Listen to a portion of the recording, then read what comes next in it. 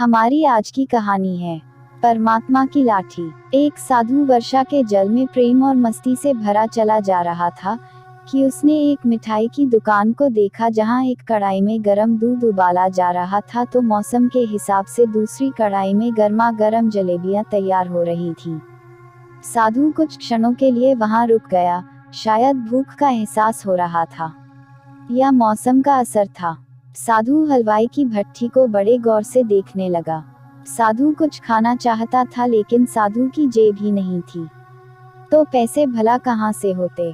साधु कुछ पल भट्ठी से हाथ सेंकने के बाद चला ही जाना चाहता था कि नेक दिल हलवाई से रहा न गया और एक प्याला गरम दूध और कुछ जलेबियां साधु को दे दी। मलंग ने गरम जलेबियां गरम दूध के साथ खाए और फिर हाथों को ऊपर की ओर उठाकर हलवाई के लिए प्रार्थना की, फिर आगे चल दिया। साधु बाबा का पेट भर चुका था दुनिया के दुखों से बेपरवाह। वो फिर एक नए जोश से बारिश के गंदले पानी के छींटे उड़ाते चले जा रहे थे। वह इस बात से बेखबर थे कि एक युवा नव विवाहिता जोड़ा भी वर्षा के जल से बचता बचाता उसके पीछे चला आ रहा है। एक बार इस मस्त साधु ने बारिश के गंदले पानी में जोर से लात मारी। बारिश का पानी उड़ता हुआ सीधा पीछे आने वाली युवती के कपड़ों को भिगो गया। उस औरत के कीमती कपड़े कीचड़ से लथपथ हो गए। उसके युवा पति से यह बात बर्दाश्त नहीं हुई, इसलिए वह आस्तीन चढ़ाकर आगे बढ़ा और साधु के कपड़ों को पकड़कर खींचकर कहने लगा, अंधा है, तुमको नजर नहीं आता तेरी हरकत की वजह से मेरी पत्नी के कपड़े गीले हो गए हैं और कीचड़ से भर गए हैं। साधु हक्का बक्का सा खड़ा था जबकि इस युवा को साधु का चुप रहना नाखुशगवार गुजर रहा था। महिला ने आगे बढ़कर युवा के हाथों से साधु को छुड़ाना भी चाहा, लेकिन युवा की आंखों से निकलती नफरत की चिंगारी देख वह भी फिर पीछे खिसकने पर मजबूर हो गई। राह चलते राहगीर भी उदासीनता से यह सब दृश्य देख रहे थे, लेकिन युवा के गुस्से को देखकर किसी में इतनी हिम्मत नहीं हुई कि उसे रोक पाते। और आखिर जवानी के नशे में चूर इस युवक ने एक जोरदार थप्पड़ साधु के चेहरे पर जड़ दिया। बूढ़ा मलंग थप्पड़ की ताबना झेलता हुआ लड़खड़ाता हुआ कीचड़ में जा गिरा। युवक ने जब साधु को नीचे गिरता देखा तो मुस्कुराते हुए वहां से चल दिया। बूढ़े साधु ने आकाश की ओर देखा और उसके होठों से निकला, वाह मेरे भगवान, कभी गरम दूध जलेबियां और कभी गरम थप्पड़, लेकिन जो तू चाहे मुझे भी वही पसंद है। यह कहता हुआ वह एक बार फिर अपने रास्ते पर चल दिया। दूसरी ओर वह युवा जोड़ा अपनी मस्ती को समर्पित अपनी मंजिल की ओर अग्रसर हो गया। थोड़ी ही दूर चलने के बाद वे एक मकान के सामने पहुंचकर रुका। वह अपने घर पहुंच गए थे।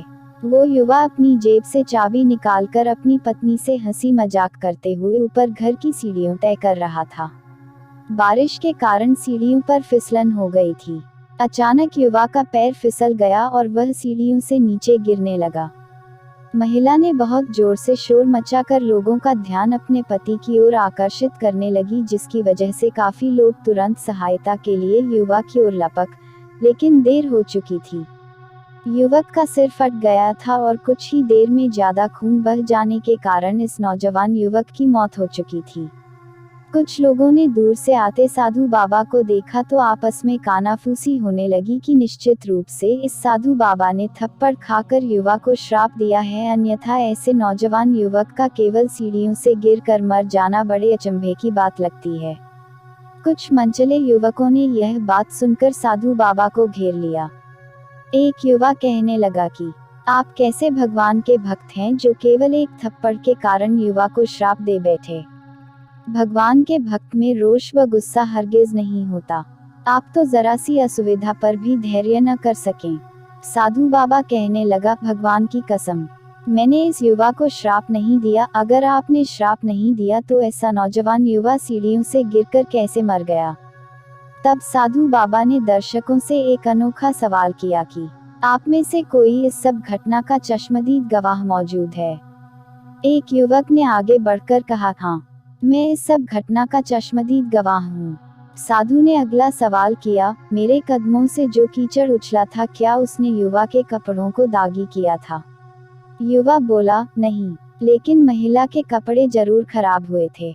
मलंग ने युवक की बाहों को थामते हुए पूछा, फिर युवक ने मुझे क्यों मारा? युवा कहने लगा, क्योंकि वह युवा इस महिला का प्रेमी था और यह बर्दाश्त नहीं कर सका कि कोई उसके प्रेमी के कपड़ों को गंदा करे।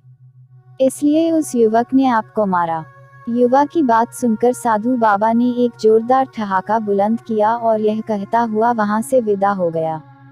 तो, भगवान की कसम, मैंने श्राप कभी किसी को नहीं दिया, लेकिन कोई है जो मुझसे प्रेम रखता है। अगर उसका यार सहन नहीं कर सका तो मेरे यार को कैसे बर्दाश्त होगा कि कोई मुझे मारे? और वो मेरा यार इतना शक्तिशाली है कि दुनिया का बड़े से बड़ा राजा भी उसकी लाठी से डरता है। तारांकन, सच है, उस परमात्मा की लाठी दिखती नहीं और आवाज भी नहीं करती, लेकिन पड़ती है तो बहुत दर्द देती है। हमारे कर्म ही हमें उसकी लाठी से बचाते हैं, बस कर्म अच्छे होने चाहिए। तो दोस्तों, ये कहानी आपको कैसी लगी? कमेंट बॉक्स में जरूर बताएं। अगर आप इस चैनल पर नए हैं तो चैनल को सब्सक्राइब करना ना भूलें। धन्यवाद।